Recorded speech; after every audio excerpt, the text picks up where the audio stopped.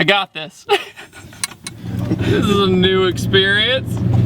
All right, so right now, I am driving this ridiculous, enormously tall F350 from 1989. This is officially the tallest car I've ever driven, and officially the scariest.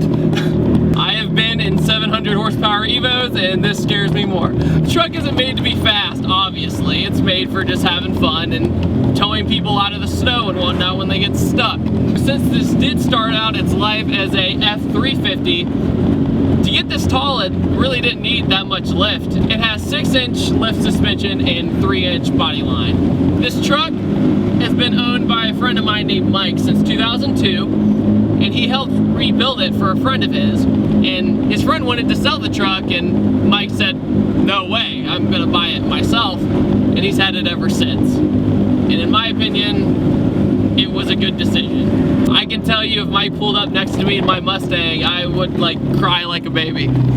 All you think while driving this is, I need to put on a southern accent, I need to go fishing, and hunt some deer, get some good eating. And if I thought my car was a Prius troll, I don't know what this is.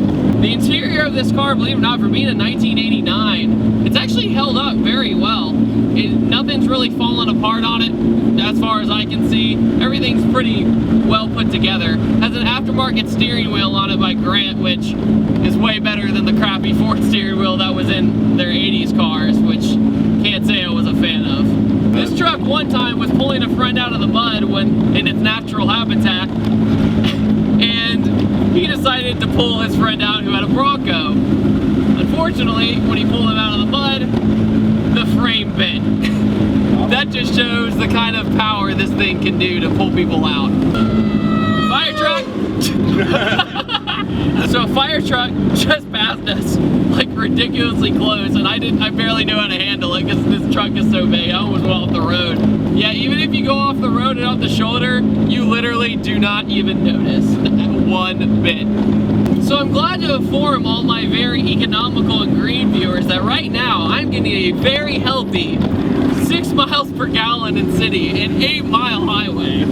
It's actually a very appealing number. Once you get this truck next to another lifted truck, or even a tractor trailer, you realize how tall this thing is. It is ridiculous. I'm about to come up on a soccer mom minivan, and it looks like they're a mouse. Mike puts this truck in comparison to literally driving a dump truck. He says it has basically the same feel and kind of the same sensation. And I can't say I have driven a dump truck, but I'm just gonna take his word for it. You almost get a sensation of just built-in road rage, since you know you can take on anything. You're at a stoplight and somebody in front of you doesn't go when it's green, you're just like, better go, I'm gonna run over you. It's gonna happen. Earlier when I was getting a shot of his truck bed, I had to literally get on top of a ladder to get in. I mean, I'm a little guy and all, but yeah.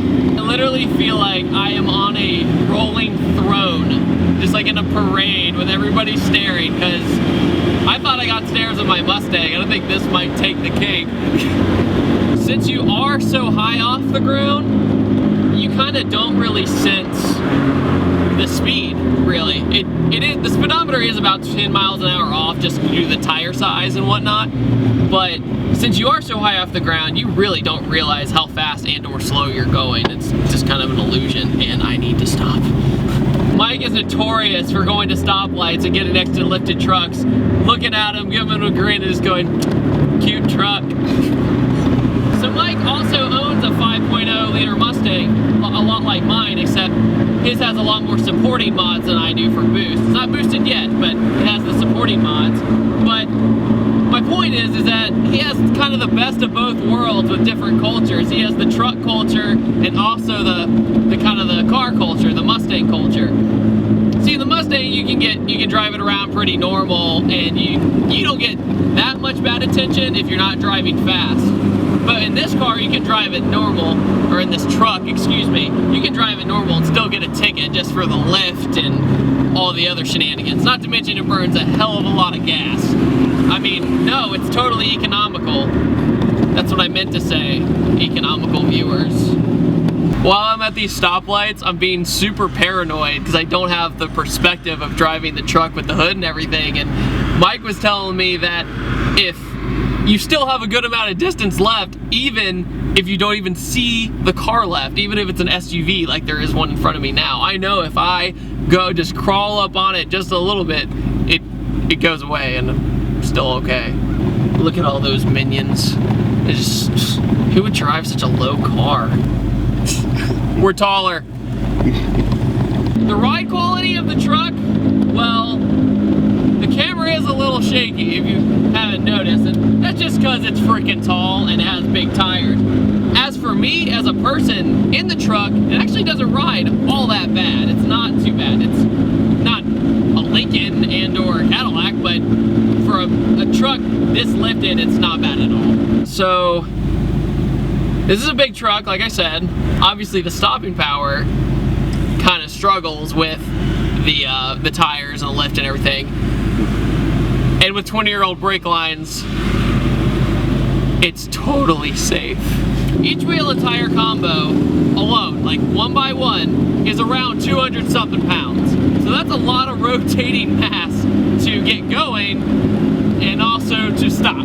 In comparison to all these other lifted trucks, I feel like when they're driving around, you know, they feel good about themselves and they're driving, and then they see this truck and then just a sad violin starts playing. Apex in that turn, getting that record lap time. So to put it in perspective, we're gonna go by the McDonald's drive-thru. There's the window and there's us. Truck. Explorer. My mom used to have one of those, and I had trouble getting in that when I was little. When I first started driving the truck, I thought this truck had a lot more play in the steering wheel than it did. And I've gotten over the about, I'd say 40 minutes I've been driving it, I've really gotten used to it. I could see how somebody could get used to driving something this tall, but as a first timer, it literally does feel like driving a commercial truck or a dump truck or a semi-trailer. It's pretty intense. All right, guys, I hope y'all enjoyed this different experience I had today. I know I did. I want to thank Mike for letting me drive his truck, because that's a pretty big deal to let somebody drive this thing. And take it easy. Thanks for watching.